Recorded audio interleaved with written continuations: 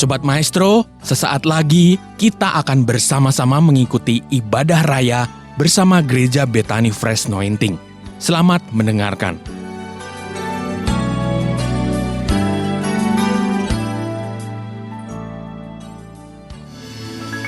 Kami bersyukur hadirat-Mu ada di tengah-tengah kami sore hari ini. Kami bersyukur Tuhan hadir bersama-sama dengan kami. Setiap kali kami menyembah-Mu, kami temukan kasih-Mu Tuhan. Kami percaya kemuliaan-Mu ada di tempat ini. Maka setiap pertemuan kami dengan Tuhan akan membawa kehidupan kami lebih luar biasa lagi. From glory to glory, kami diubahkan seperti Engkau. Roh Kudus, ambil alih seluruh pemberitaan firman-Mu pada sore malam ini. Bukan karena kekuatan kami, tapi semata-mata karena Engkau dan kekuatan-Mu yang bekerja atas kami. Urapi hati kami jadi tanah yang subur bagi segenap firman yang akan kami dengar. Pakai mulut bibir hamba-Mu untuk menyampaikan firman kebenaran yang boleh membebaskan, memberkati, melepaskan, menyembuhkan, dan mengangkat kehidupan kami dalam kehidupan yang next level. Curahkan kepada kami roh hikmat dan wahyu, sehingga kami semakin mengenal Engkau lebih dalam lagi. Ambil alih semuanya bagi kemuliaan nama-Mu. Kami siap diberkati oleh-Mu ya Bapa, di dalam nama Tuhan Yesus Kristus. Percaya pasti diberkati. Semua kita yang bersemangat, sukacita, antusias sama-sama katakan amin. Katakan sekali lagi, kita katakan. Kita berikan tepuk tangan buat Tuhan Yesus. Puji Tuhan, silakan duduk Bapak Ibu Saudara. Puji Tuhan, shalom semuanya. Shalom, selamat datang dalam ibadah kita pada sore hari ini. Mari kita melihat firman Tuhan di dalam Lukas pasal ke-13 ayat 10 sampai 13. Lukas pasal 13 ayat 10 sampai 13. Mari Bapak Ibu Saudara mau bersama-sama kita akan baca pada sore malam hari ini. 2-3 kita baca. Pada suatu kali Yesus sedang mengajar dalam salah satu rumah ibadat pada hari Sabat. Perhatikan, pada hari Sabat. Ayat 11 baca.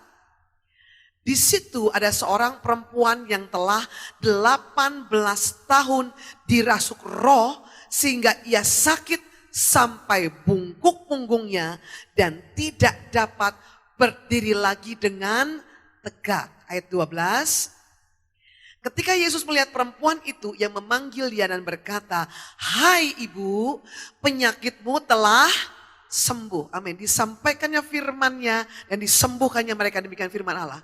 Ayat 13. Lalu ia meletakkan tangannya atas perempuan itu dan seketika itu juga berdirilah perempuan itu dan memuliakan Allah. Katakan amin. Bapak Ibu Saudara, ayat 10-13 ini menceritakan sebuah kisah yang sangat luar biasa. Ada seorang perempuan yang sakit selama 18 tahun Bapak Ibu Saudara. Enggak main-main, sakitnya bukan 1-2 hari, bukan 1-2 minggu, tapi 18 tahun. Ini kategorinya penyakit kronis Bapak Ibu Saudara, katakan amin. Dan artinya sudah tidak bisa disembuhkan. Pasti orang ini sudah berobat ke banyak orang, betul apa betul? Ya Bapak Ibu Saudara, nah di tengah penderitaan yang sangat luar biasa ini, puji Tuhan dia ketemu dengan Tuhan Yesus. Nah perhatikan baik-baik Bapak Ibu Saudara, perempuan ini sakit yang menyebabkan dia bungkuk pada punggungnya. Jadi gejalanya punggungnya itu bungkuk Bapak Ibu Saudara.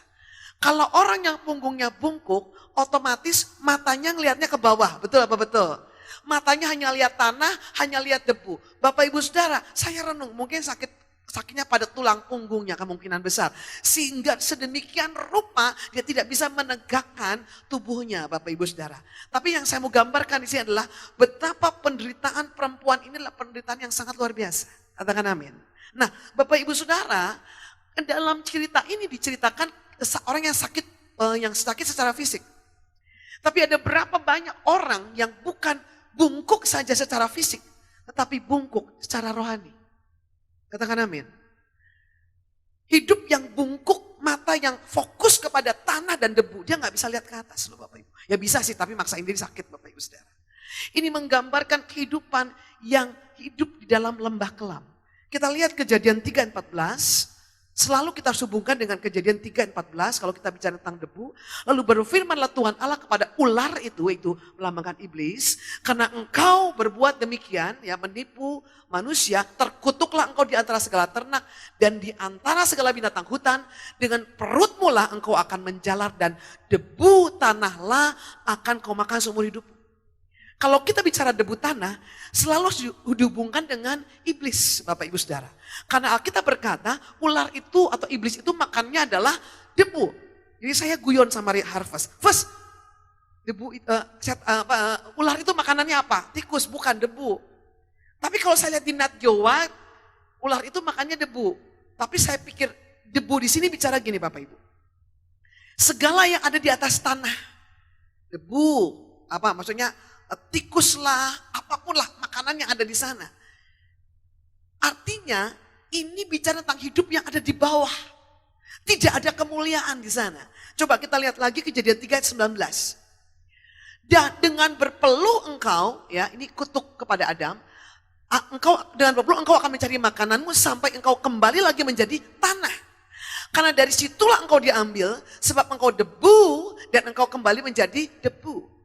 Debu ini bicara hidup yang di bawah rata-rata. Bahkan debu ini identik dengan yang namanya kematian. Katakan kematian. Karena ayat ini bicara kepada Adam, Adam kamu tuh asalnya debu, nanti kamu kembali lagi ke debu. Artinya orang ini, perempuan ini 18 tahun, yang dia ketemu adalah debu. Yang dia ketemu adalah hal-hal yang bersifat kematian di dalam kehidupannya. Katakan amin. Bapak Ibu Saudara, Anda bisa bayangkan kalau fisik mengalami 18 tahun, hidup yang membungkuk itu pasti menderita. Apalagi ekonomi yang ngadepi yang bungkuk. Kerjain apa aja nggak berhasil. Hidupnya susah terus. Pak, Bu, ini yang dialami oleh wanita itu. Nah, saya mau singkapkan kepada Anda, kita lihat Mazmur 38 ayat yang ke-6. Di sini lebih jelas dideskripsikan apakah itu hidup yang membungkuk itu. Mazmur 38 ayat yang ke-6. Oke. Aku terbungkuk-bungkuk, sangat tertunduk. Perhatikan, sepanjang hari aku berjalan dengan duka cita. Hidup yang bungkuk itu bicara tentang hidup yang penuh dengan duka cita. Mungkin kehilangan orang yang dikasih, mungkin ada sebuah penyesalan yang sangat dalam di dalam kehidupannya karena sebuah keputusan yang salah yang pernah dia ambil. Whatever lah, tetapi hidup yang bungkuk ini adalah hidup yang penuh dengan duka cita. Setiap hari makanannya air mata. Menurut Bapak Ibu ada gak orang yang begini hidupnya? Bangun pagi itu bukan bersyukur, nangis. Kenapa? Karena setiap perjalanan hidupnya penuh dengan air mata. Bungkuk ini bicara tentang hidup yang penuh dengan duka cita. Lihat Mazmur 107 ayat 39. Mazmur 107 ayat 39. Oke, kita buka. Tetapi mereka menjadi berkurang dan membungkuk sebab tekanan celaka dan duka. Hidup yang membungkuk ini artinya hidup yang penuh dengan ketidakberuntungan. Saya mau bacakan kepada Anda versi firman Allah yang hidup. Dikatakan begini. Sebentar, ayat berapa tadi? 9. Tetapi orang-orang lain menjadi miskin karena penindasan, kesusahan, dan kesedihan. Jadi hidup yang bungkuk itu dalam versi firman Allah hidup dikatakan hidup yang miskin karena penindasan, kesusahan, dan kesedihan. Artinya apa? Ini orang hidupnya susah banget. Melarat Bapak Ibu. Susah Bapak Ibu. Aduh. Kalau hidup sekarang mungkin di bawah garis kemiskinan. Susah hidup. Ya hidup begitu-begitu saja. Ini kondisinya. Kita lihat Amsal 12 ayat 25. Amsal 12, 25. Kekhawatiran dalam hati membungkukkan, tetapi perkataan yang baik menggembirakan dia. Salah satu penyebab orang hidupnya bungkuk adalah khawatir. Mungkin secara fisik tubuhmu tegak, tapi di dalam hatimu ada sebuah kekhawatiran yang sangat luar biasa. Dan Alkitab berkata, kekhawatiran itu membuat orang itu bungkuk. Bukan bungkuk masalah fisiknya, tetapi jiwanya, rohnya ditindas, diikat dengan apa yang namanya kekhawatiran. Bapak Ibu Saudara, kekhawatiran tidak menambah sehasta pun dalam kehidupan kita. Kekhawatiran bahkan mencuri sukacita, damai sejahtera, bahkan berkat-berkat yang ada di dalam diri kita. Orang yang hidupnya khawatir tidak mungkin percaya kepada Allah. Padahal tanpa iman tidak mungkin kita bisa berdiri di hadapan Tuhan. Sebab imanlah salah satu-satunya instrumen yang membuat kita diperkenan oleh Allah. Berapa banyak orang Kristen yang mengenal firman, yang sudah lahir baru, tidak mengalami berkat Tuhan. Kenapa? Karena dia membiarkan hidupnya bungkuk, ditunggangi oleh yang namanya kekhawatiran. Halo? Halo Bapak Ibu? Ternyata kekhawatiran itu adalah satu jenis beban yang ditanggung oleh jiwa manusia yang membuat dia bisa bungkuk. Dan saya pastikan kalau orang-orang itu mengalami apa yang dikatakan kitab Mazmur dan kitab Amsal, hidupnya gak akan pernah maksimal. Dia tidak akan pernah mencapai destiny yang Tuhan telah tetapkan bagi dia. Dia tidak akan pernah mencapai puncak-puncak kehidupannya. Dia tidak akan pernah mengalami finishing well maupun kehidupan yang terus naik seperti dikatakan firman Tuhan. Bukankah Alkitab telah berkata kepada kita bahwa Tuhan telah menyediakan bagi kita hidup yang terus naik dan tidak akan turun? Jadi kepala bukan jadi ekor. Masa depan yang penuh dengan harapan. Bahkan dikatakan dalam Yohanes pasal 10 bahwa Yesus datang untuk memberi hidup dan hidup dalam segala kelimpahan. Tetapi kenyataannya firman itu jauh dari kita. Why? Jangan-jangan kita ini bungkuk dalam tanda kutip. Mari izinkan malam hari ini Tuhan membebaskan engkau. Mari kita lihat Imamat 26 ayat 13. Ini kabar gembira buat kita. Imamat 26 ayat ke-13. Akulah Tuhan Allahmu yang membawa kamu keluar dari tanah Mesir, supaya kamu jangan lagi menjadi budak mereka. Perhatikan, aku telah mematahkan kayu kuk yang di atasmu dan membuat kamu berjalan tegak. Ayat 13 ini menjelaskan kepada kita betapa di dalam Tuhan Yesus, Tuhan memiliki sebuah kerinduan untuk setiap kita hidupnya gak bungkuk, tapi berjalan tegak. Makanya orang Israel dikeluarkan dari tanah Mesir dan mereka diizinkan, mereka dibawa Tuhan pergi ke tanah Kanaan supaya mereka stop jadi budak, mereka stop mengambil apa yang ada di bawah di tanah. Kehidupan sebagai budak di Mesir menggambarkan kehidupan yang bungkuk. Halo, dengar baik Bapak Ibu Saudara. Ketika Yesus mati dan kayu salib buat kita, salib bicara tentang pertukaran. Hidupnya yang mulia ditukar dengan hidup kita yang penuh dengan kutuk. Hidupnya yang sehat ditukar dengan hidup kita yang penuh dengan kesakitan. Supaya apa? Supaya ketika engkau jalan di atas muka bumi ini, engkau jalan bukan dengan kepala tertunduk, tapi engkau jalan dengan kemuliaan Tuhan. Waktu kita nyembah Tuhan, kita ketemu Tuhan, kita ketemu kemuliaan Tuhan. Alkitab berkata, kita akan seperti siapa yang kita sembah.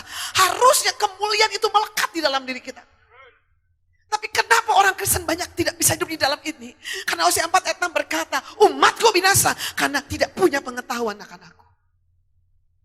Salah satu sebab orang Kristen tidak bisa hidup dalam kemuliaan Tuhan. Tidak bisa mengalami kehidupan yang penuh di dalam Kristus. Karena dia tidak tahu apa yang Kristus sediakan buat dia. Yang kedua, karena dia memilih untuk tidak percaya. Dengar baik firman Tuhan bilang sama kita. Dan saya mau kasih tahu kepada Anda, firman itu bukan omongan kosong. Firman itu bukan pepesan kosong. Karena dengan firman Tuhan itu mencipta. Dengan firman Tuhan membuat yang tidak ada jadi ada. Dan kalau firman itu ada di mulut Anda, saya mau katakan kuasa menciptakan kehidupan pun ada di dalam mulut Anda. Bukankah dengan firman Tuhan itu membingkai dunia ini? Maka bingkai kata-katamu dengan perkataan Tuhan. Dengar baik, saya mau kasih tahu apa yang ada di hati Tuhan buat Anda. Tuhan tidak pernah menetapkan hidup Anda bungkuk. Kalaupun Anda harus dipanggil Tuhan di masa, maksudnya tidak diangkat dalam pengangkatan. Kalaupun kita harus mati, Anda akan mati dengan honor, dengan kehormatan dari Tuhan. Sebagai orang yang diberkati oleh Tuhan. Dia menukar hidupnya. Bapak Ibu ini gak main-main. Maka hidup orang Kristen itu harus berpusat kepada salib. Kita harus berjalan di dalam pengenalan, grow from glory to glory. Berjalan di dalam pengenalan yang lebih dalam akan Tuhan dan kasih karunia-Nya. Karena semakin engkau mengenal kasih karunia, semakin engkau semakin mengenal Tuhan, maka semakin besar kasih karunia yang bekerja di dalam diri Anda. Orang tuh banyak nggak nerima. Kenapa? Karena dia tidak tahu. Kenapa orang bisa tersesat? Karena dia nggak tahu jalan. Betul apa betul? Nah, Bapak Ibu lihat. Mazmur 20 ayat 8. Lihat, apa hati Tuhan buat Anda? Mereka rebah dan jatuh. Tapi kita bangun berdiri dan tetap tegak. Ayo ngomong sama-sama. Mereka rebah dan, tetapi kita, katakan kita, bangun berdiri. Saya mau katakan bisnis-bisnis yang ada sekarang boleh rebah dan jatuh. Tapi bisnismu sebagai anak Tuhan, kau akan tetap berdiri dan tetap tegak. Ini keinginan Tuhan buat kita. Why? Karena Tuhan sudah membuat pembedaan antara orang yang menyembah Dia dengan orang yang tidak menyembah Dia. Haleluya. Hari-hari ini harus ada sebuah pembuktian daripada gereja Tuhan. Bahwa kemuliaannya ada di tengah-tengah gerejanya. Hanya ada satu-satunya kerajaan yang tidak tergoncang di bumi ini. Itu kerajaan Allah kita. Dan kabar baiknya Anda dan saya adalah warga negara kerajaan Allah. Yang gak pernah resesi, yang gak pernah bangkrut, yang gak pernah naik turun, yang gak pernah berfluktuasi. Katakan amin. Tuhan ingin hidupmu berdiri, tegak dan bangkit. Tuhan tidak ingin ada seorang pun anak-anaknya yang hidup dengan kepala tertunduk. So hari ini, malam ini, kalau Bapak Ibu Saudara dengar firman ini, dan kau sadari, hidupmu tertunduk, kita cek and recheck, kita minta kasih karunia turun atas Bapak Ibu Saudara pada malam ini. Katakan amin. Katakan amin. Saya percaya tidak ada kata terlambat. Kita lihat Yesaya 42 ayat 3. Ini ayat yang sudah sangat terkenal. Bulu yang patah terkulai tidak akan diputuskannya. Sumbu yang pudar nyalanya tidak akan dipadamkannya. Tapi dengan setia, ia akan menyatakan hukum. Saya kasih tahu kepada Anda, ini kabar gembiranya. Tuhan kita itu Tuhan yang senang promosikan anak-anaknya. Halo, Bapak Ibu yang udah punya anak, Anda senang tuh kalau promosiin anak kan? Benar nggak? Saya tuh suka terima Bapak Ibu ya, baik dari grup anak-anak sekolah, grup teman-teman alumni kedokteran teman-teman saya. Kadang gini, tolong like dong anak gue nyanyi, gitu ya. Padahal suaranya sih biasa aja gitu loh Bapak Ibu. Tapi demi pertemanan ya udahlah kita like, kan kita nggak rugi ya, kasih jempol ya, bener nggak? Berapa bener? Iya kan? Biarin suaranya kurang-kurang dikit nggak apa-apa lah. Yang penting ini anak gua gitu loh. Ini orang tua di dunia aja senang mempromosikan anak. Yang mau menang nggak menang pokoknya promosi gitu loh. Apalagi Bapak di surga. Saya mau kasih tahu, Dia Tuhan yang senang mempromosikan anak-anaknya. Dia senang, Dia adalah Tuhan yang senang mempromosikan anak-anaknya. Why? Karena Anda dan saya membawa identitasnya dalam hidup ini. Anda dan saya dimanapun kau berada, di tempat kau bekerja, di dalam rumah tanggamu, tengah keluargamu, engkau dan saya di lingkungan kita membawa identitas Tuhan di dalam diri kita. Memang Tuhan mau membuat sebuah perbedaan supaya nama Tuhan dipermuliakan. Tuhan membedakan Yusuf dari orang-orang yang lain. Betul apa betul? Tuhan membedakan Daniel daripada orang-orang yang lain. Tuhan membedakan Esther dari perempuan-perempuan yang cantik. Halo, itu sifatnya Tuhan. Di mana anak Allah berada, anak Tuhan ada. Apalagi Christ in you. Oh my God, saya mau katakan semua mata akan tertuju kepadamu. Engkau membawa jawaban. Siapa? Kristus yang ada dalam diri Anda. Kalau toko itu sepi, Anda datang, toko itu harusnya jadi rame. Kalau toko rame, Anda datang, jadi sepi, saya tanda tanya. Apalagi Anda datang langsung pegang dompet semua. Kenapa takut dipinjemin duit? Enggak boleh. Saya tuh udah biasa banget. Rumah makan sepi, saya datang. Enggak lama, rame luar biasa. Makanya satu jemaat kita yang punya toko di bawah gini, ibu-ibu sering kesini, ibu kenapa kalau ibu datang ke sini bapak-bapak, waduh langsung rame bu. Enak aja, emang saya tukang pelet gitu ya. Kayak kucing depan toko gini. Gitu ya, saya bilang wani piro sebilang gitu ya. No, karena kita membawa kemuliaan Tuhan. Karena kita membawa Kristus di dalam diri kita. Haleluya. Di mana Yesus ada, mukjizat pasti terjadi. Lumpuh berjalan, buta melihat. Artinya dimanapun Tuhan tempatkan Anda dalam bidang kehidupan. Saya mau katakan tanah kering akan jadi tanah yang berair. Harus seperti itu. Kenapa? Roh yang hidup, roh yang dahsyat yang membangkitkan Kristus ada di dalam kita. Katakan amin. Ya. Oke. Mari kita lihat Bapak Ibu Saudara dalam Filipi 3 ayat 10. Maka saya berdoa bahwa doa Paulus ini menjadi doa kita pada malam ini. Yang kukehendaki ialah mengenal Dia, Kristus, dan kuasa dan persekutuan dalam penderitaannya, di mana aku menjadi serupa dengan Dia dalam kematiannya. Ayat berikutnya 11, supaya aku akhirnya beroleh kebangkitan dari antara orang mati. Katakan amin. Coba kita lihat ayat 10, balik ayat 10. Yang kukehendaki, kata Paulus, ialah mengenal dia. Perhatikan saya. Waktu Paulus tulis surat-suratnya, kebanyakan surat Paulus ditulis di penjara. Waktu Paulus tulis ayat-ayat ini, enggak ada di atas sofa yang empuk. Halo. Enggak ada di tengah kafe yang enak, pakai AC, enggak. Apalagi ada wifi-nya, enggak. Halo. Dia sudah mengalami perjalanan kehidupan lewat aniaya, lewat berkat, lewat kemuliaan yang Tuhan berikan kepada dia. Tapi doa Paulus cuma satu, aku mau kenal Engkau lebih lagi Tuhan. Biarlah ini menjadi doa kita sepanjang hidup kita. Aku mau kenal Engkau lebih lagi Tuhan. Halo.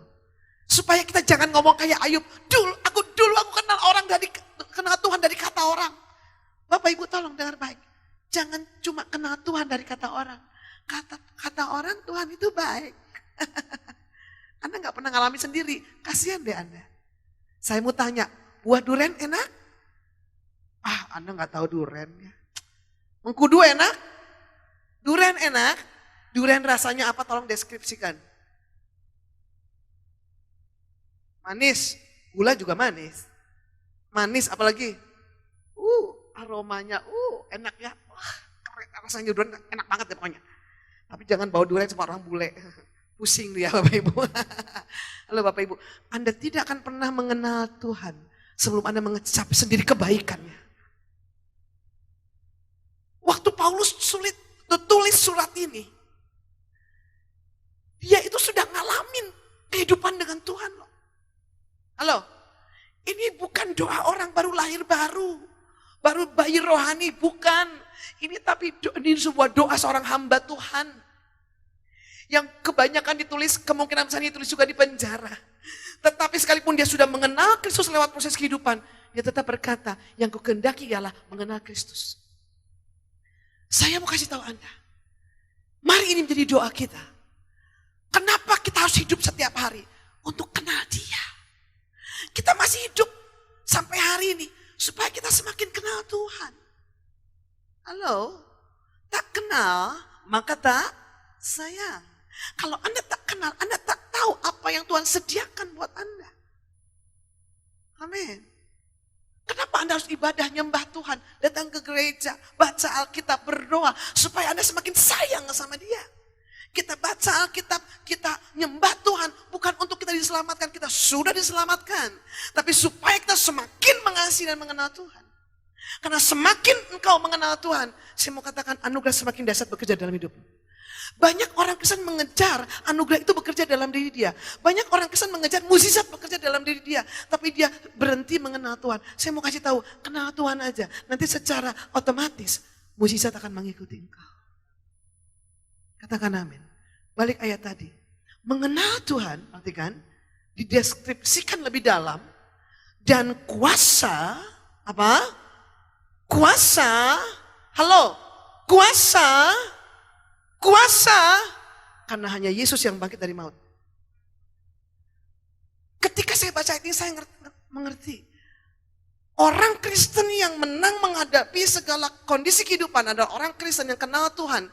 Dua, yang tahu kuasa kebangkitan Tuhan. Maaf kalau Anda hanya tahu Yesus bangkit pada hari ketiga, tapi Anda tidak memahami kuasa kebangkitan yang sebenarnya, hidup kita tidak mengalami apa-apa. Halo, dengar baik. Sejak kau dan saya menerima Kristus, rohnya ditaruh di dalam diri Anda. Roh yang sama yang membangkitkan Kristus sekarang tinggal di dalam Anda dan saya. Artinya sadari itu, Roh Kudus yang membangkitkan Kristus tinggal di dalam kita. Maka setiap langkah kita adalah langkah kemenangan. Langkah kebangkitan. Apa yang kerjakan dengan tanganmu pasti dibuat Tuhan berhasil. Apa yang kau pegang akan jadi berbuah. Amin. Shalom. Why? Karena di dalam Anda ada kuasa kebangkitan Kristus. Kuasa itu bekerja di dalam kita. Dengar baik. Sadari ini, sadari. Come on. Malam ini, sadari. Ada kuasa yang dahsyat yang bekerja di dalam kita. Dan persekutuan dalam penderitaannya, perhatikan, di mana aku menjadi serupa dengan Dia dalam kematiannya. Oke. Artinya apa? Kita sudah mati bersama dengan Kristus. Roma 6 ayat 4, coba dibuka sebentar. Supaya kita bangkit bersama dengan Kristus. Hidupku bukannya aku lagi, aku yang dulu sudah mati bersama dengan Kristus. Diungkapkan dengan baptisan. Dengan demikian kita telah dikuburkan bersama-sama dengan dia oleh baptisan dalam kematian. Perhatikan. Supaya sama seperti Kristus telah dibangkitkan di antara orang mati oleh kemuliaan Bapa, demikian juga kita akan hidup dalam hidup yang baru. Artinya mati bersama dengan Kristus, bangkit bersama dengan Kristus. Balik ke ayat tadi. Kalau kita cuma baca sampai ayat 10, kita cuma pikir ya udah kita harus pikul salib, menderita. Bacanya sampai 11 baru lengkap. Artinya bukan cuma penderitaan Kristus yang kita akan tanggung bersama. Artinya gini, hidup kita bukannya kita lagi. Setelah Anda dan saya ditebus menjadi milik Kristus, Anda tidak punya hak atas hidupmu. Hidup Anda sudah dikuduskan, sudah disucikan. Anda tidak boleh main-main, tidak boleh sembarangan dengan hidup Anda lagi. Anda gak boleh main-main lagi sama dosa. Anda harus pikul salib, ikut Tuhan. Artinya apa? Hidup seturut firman Allah. Gak enak. Memang. Kita gak bisa hidup sembarangan lagi seperti orang yang tidak mengenal Tuhan. Why? Karena Anda sudah ditebus dan disucikan. Anda tidak punya hak milik atas hidup Anda lagi. Hidupmu milik Kristus. Dan jangan lupa ayat 11. Ini ayat yang luar biasa. Dikatakan supaya aku akhirnya beroleh kebangkitan dari antara orang mati. Bukan cuma kita mati bersama Kristus. Tapi hidupmu juga bangkit bersama Kristus. Bangkit bersama Kristus. Oh Bapak Ibu Saudara sadari ini. Supaya engkau mengerti bahwa Tuhan sudah menetapkan hidupmu tidak tertunduk ke bawah. Tuhan menetapkan hidupmu tegak berdiri. Berjalan sebagai pemenang. Bahkan lebih daripada pemenang. Bagaimana Anda menerimanya? Dengan percaya. Sadari itu? Percaya. Waktu Anda pergi bekerja, Anda tahu kuasa kebangkitan ada atas Anda. Perkatakan berkat, perkatakan kehidupan, perkatakan hal yang baik atas kehidupan Anda. Ciptakan itu. Halo Bapak Ibu. Halo Bapak Ibu. Saya banyak mempelajari tentang konseling keluarga, ya, tentang perubahan perilaku manusia. Salah satu penyebab orang LGBT itu adalah mutasi gen. Dan secara keilmuan dibuktikan bahwa memang orang yang LGBT itu genetiknya ada perubahan di dalam DNA. Bapak Ibu. Lalu ini yang dibuat oleh orang-orang LGBT untuk berkata bahwa kami ini kelainan genetik. Kami ini tidak bisa berubah. Nah, bagaimana itu bisa terjadi? Saya mendapat sebuah pewahyuan ketika saya mendengar khotbahnya Pak Jarod Wijanarko. Disampaikan bahwa sel tubuh kita itu adalah sel yang sangat cerdas. Mutasi itu terjadi karena seseorang itu memperoleh perlakuan seperti itu. Halo. Perlakuan yang diterima seseorang lewat perkataan itu akan mengubah orang sampai level genetik, DNA. Tapi saya percaya kok, kalau orang LGBT ini ketemu Yesus pasti bisa pulih kok. Bapak Ibu bisa buka di YouTube, ada seorang bapak yang namanya Pak Yonatan.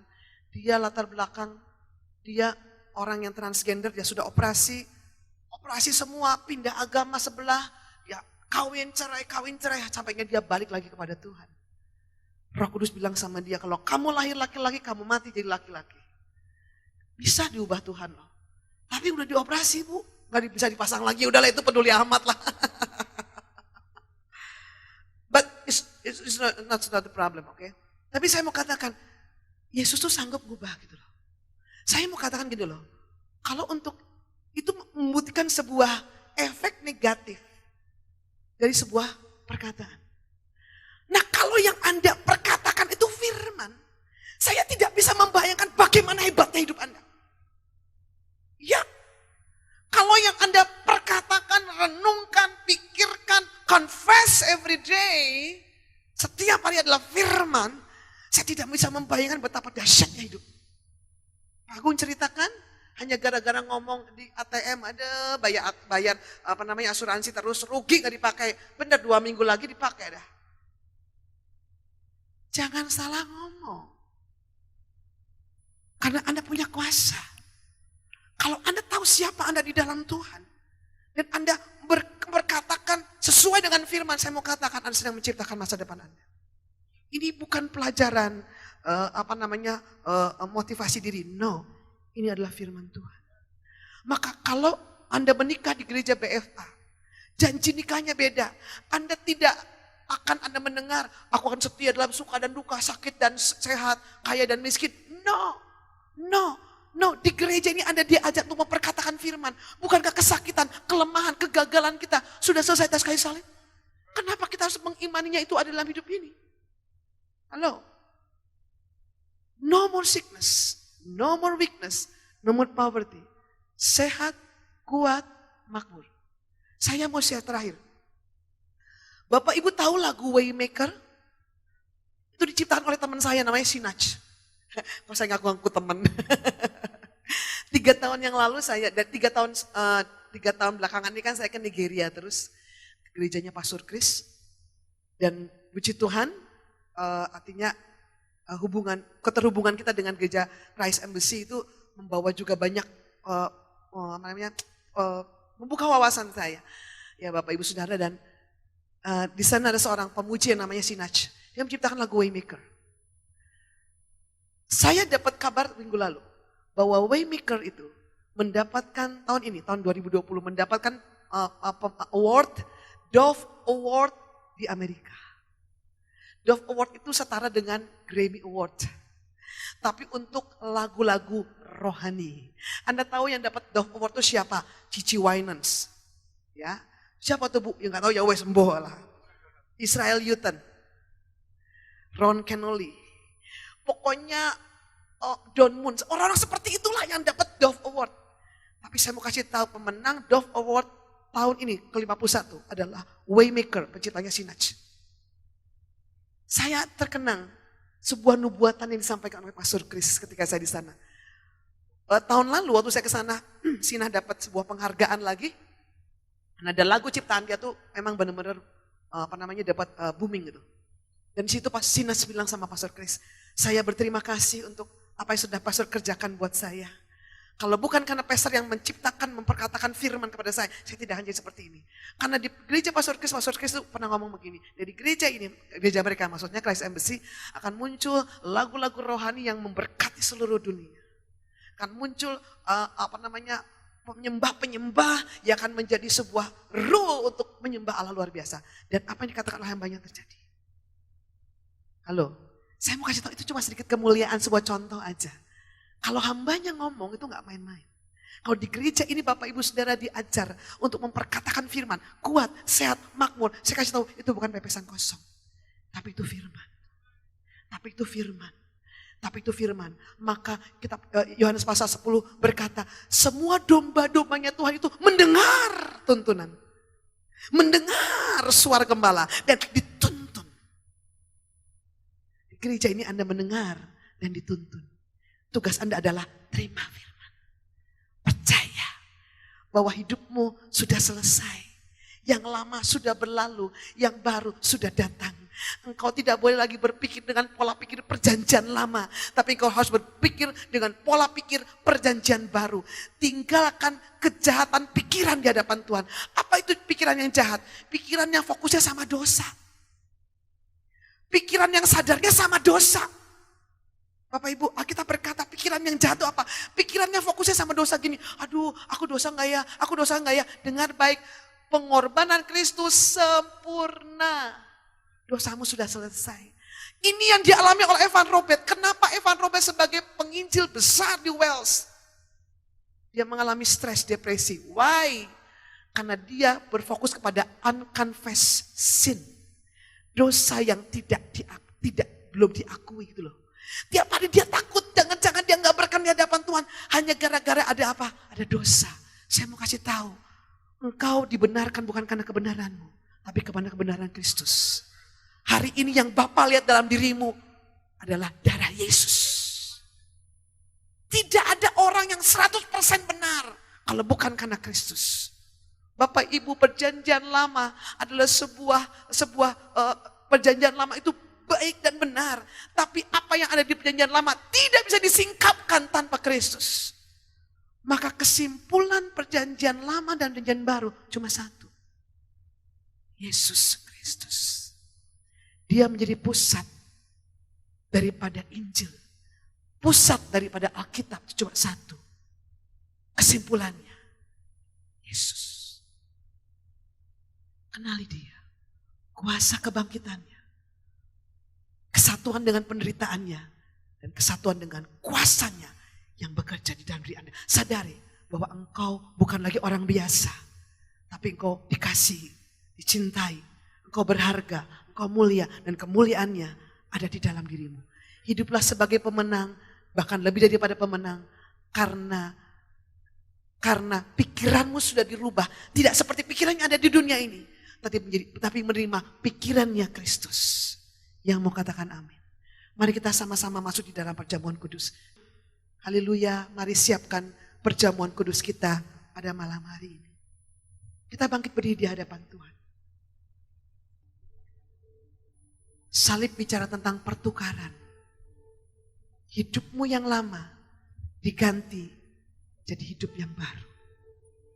Baru ini bicara tentang sesuatu yang benar-benar baru, yang tidak punya masa lalu. Hari ini kalau ada di antara Bapak Ibu, yang kau tahu, kau masih tertunduk, dengar firman, bagianmu hanya aku percaya, dan percaya. Terima saja anugerah itu dengan iman. Kalau ada yang bumbu karena penindasan, ikatan kuasa gelap, karena kekhawatiran, saya berdoa malam ini, kuasa perjamuan kudus, kuasa tubuh dan darah Tuhan membebaskan engkau. Angkat tubuh Tuhan dengan tangan kananmu. Inilah tubuh Tuhanmu yang terpecah, yang rela dipecahkan di atas kayu salib. Supaya hidupmu yang pecah karena kutuk, dosa, sakit penyakit, kuasa iblis, ketakutan dan kekhawatiran disembuhkan dan dipulihkan. Apakah Bapak Ibu percaya kau angkat dengan tangan kananmu? Adalah tubuh Tuhanmu. Ambil dan makan dengan iman dan terima kemenangan dan sukacita di dalam nama Yesus.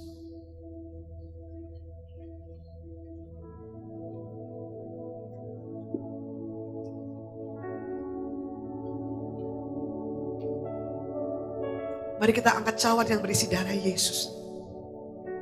Sampai darahnya pun dia curahkan bagi kita. Apalagi yang dia akan tahan lagi bagi kita. Tidak ada. Tidak ada. Inilah bukti cinta terbesar yang pernah diberikan Tuhan bagi kita. Supaya hidup kita yang tidak sempurna menjadi sempurna di dalam Kristus. Apakah Bapak Ibu percaya kau angkat dengan tangan kananmu? Adalah darah Tuhan. Ambil dan minum dengan ucapan syukur untuk kemenangan, kesuksesan dan kesehatan dalam nama Yesus. Kami sudah terima anugerah terbesar di muka bumi ini. Kau berikan keselamatan, kau berikan kemuliaan, kau berikan kesehatan, kesembuhan dan kemakmuran. Katakan, aku sehat, aku makmur, aku kuat di dalam Kristus. Aku berkenan, aku hebat, aku luar biasa. Aku berjalan dengan kepala tegak karena aku tahu siapa aku. Aku orang yang diberkati Tuhan. Yang percaya katakan amin. Firman-Mu dimeteraikan dalam hati kami. Terima kasih di dalam nama Tuhan Yesus. Dan sebentar dengan ucapan syukur kami mau membawa persembahan kami. Baik persembahan persepuluhan, persembahan syukur kami di hadapan Tuhan. Bersama-sama kita deklarasikan, maka menaburlah saya. Di gereja ini katakan, dalam tahun ini juga saya pasti menuai 100 kali ganda, bahkan 1000 kali ganda. Sebab saya orang yang sangat diberkati Tuhan, katakan, saya menjadi kaya, kian lama kian kaya, sehingga saya menjadi sangat kaya untuk kemuliaan Tuhan, memperluas kerajaannya, dan mendukung pemberitaan Injil kerajaan. Percaya sudah diberkati. Dalam nama Tuhan Yesus kita berkata, amin. Mari angkat tangan kita. Firman Allah berkata, hidupmu terus naik, tidak akan turun. Jadi kepala bukan jadi ekor. Sukses, diberkati oleh karena Tuhan. Bagi hormat kemuliaan nama Tuhan. Umur panjang ada di tangan kananmu. Kekayaan kehormatan ada di tangan kirimu. Hikmat Tuhan, berkat Tuhan ada di atas kepalamu. Dan janji Tuhan, apapun yang kau kerjakan dengan tanganmu, Tuhan menjadikannya berhasil dan beruntung. Kebajikan kemurahan belakang mengikutimu sekarang selama-lamanya. Bahkan dengan tubuh yang sehat dan umur yang panjang, engkau berserta isi keluargamu setia beribadah kepada Tuhan dan melayani Tuhan yang besar, Tuhan Yesus, sekarang selama-lamanya. Yang dikasih Tuhan buka hatimu, terimalah berkat dan kasih karunia dari Allah Bapa di surga. cinta kasih dari Tuhan Yesus Kristus, dan persekutuan yang manis dengan Roh Kudus menyertai kita sekalian dari hari ini sampai selama-lamanya. Percaya diberkati bersama kita berkata, amin. Selamat hari Minggu, selamat malam. Tuhan Yesus memberkati Bapak Ibu Saudara semuanya. Sobat Maestro, Anda baru saja mendengarkan ibadah raya bersama Gereja Bethany Fresh Anointing. Terima kasih atas kebersamaan Anda.